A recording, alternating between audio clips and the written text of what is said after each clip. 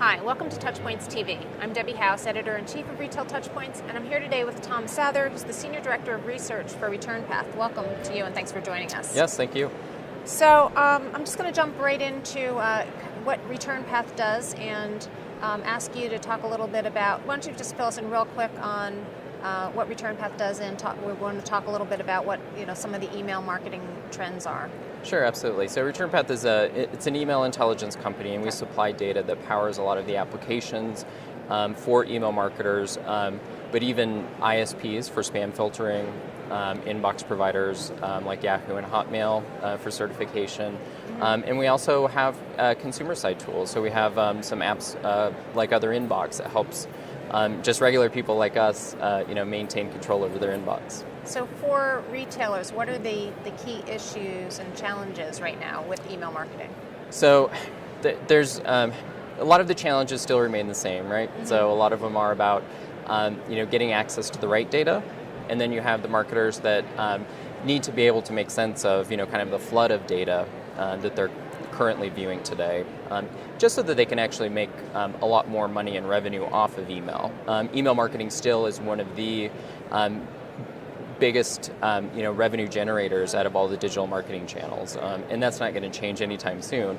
But there are a lot of challenges with it, and they increase as a lot of digital marketing starts to fragment.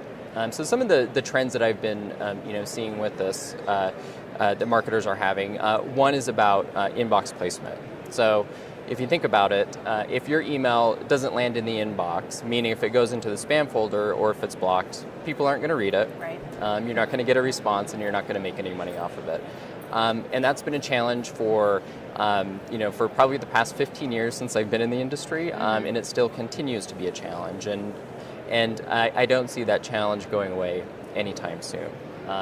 And part of the issue too is, and one of the newest trends with that is that marketers have been in the past, in a way, competing with spam in the inbox.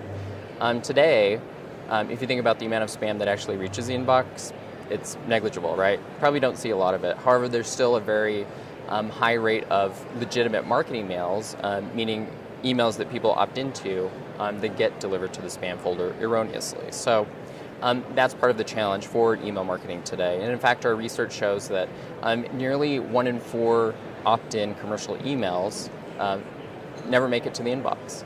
So what are some of the tricks for keeping your emails out of the spam box? So there's a lot of different areas. So one, which most retail email marketers are probably familiar with, is content. A lot of marketers, I think, maybe spend a little bit too much time and effort into tweaking subject lines and content to try to avoid the spam folder.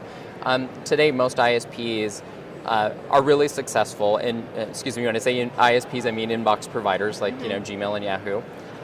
They are really successful with what we call reputation spam filtering.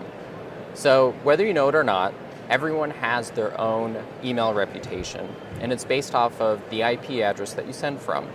And there's just a lot of data surrounding that really determines what your email reputation is, and gives the inbox providers guidance or clues on whether or not they should deliver it to the inbox or to the spam folder.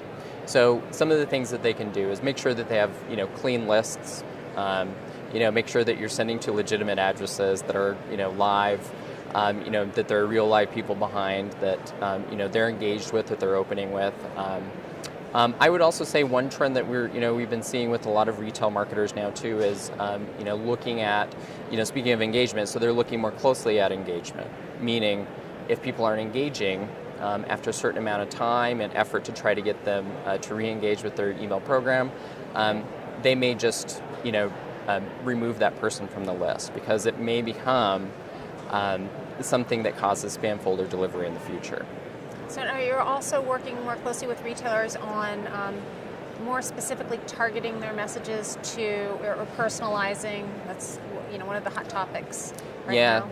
Yeah. So one of our new tools that we have is a competitive intelligence tool.